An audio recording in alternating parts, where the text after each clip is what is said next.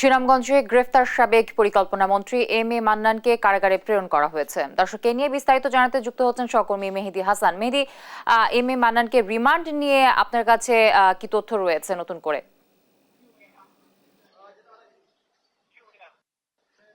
যদি আপনি জানেন যে গত 4 আগস্টের বৈষম্যবিরোধী ছাত্র আন্দোলনে হামলার ঘটনায় সুনামগঞ্জে একটি মামলা হয়েছিল গত 4 সেপ্টেম্বর। সেই মামলায় গতকাল রাত 10টায় সুনামগঞ্জের শান্তিগঞ্জের যে বাংলাদেশ সরকারের যে সাবেক পরিকল্পনা মন্ত্রী এম এম মান্নান তার শান্তিগঞ্জের নিজ বাড়ি থেকে গতকাল রাত 10টার দিকে পুলিশের একটি বিশেষ অভিযানে তাকে গ্রেপ্তার করা হয় এবং আজকে সকালে 10টায় সুনামগঞ্জের যে আদালতে ওনাকে তোলার পরেই আসলে তার কোনো জামিনের শুনানি হয়নি, কারণ যে দ্রুত বিচার আদালতের যে বিচারক বা আদালত তখন হয়নি।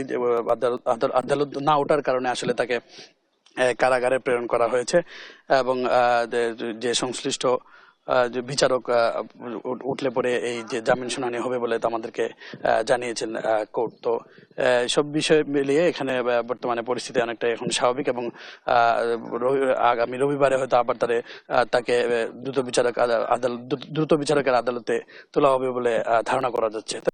আমার কাছে সুনামগঞ্জ থেকে সর্বশেষ।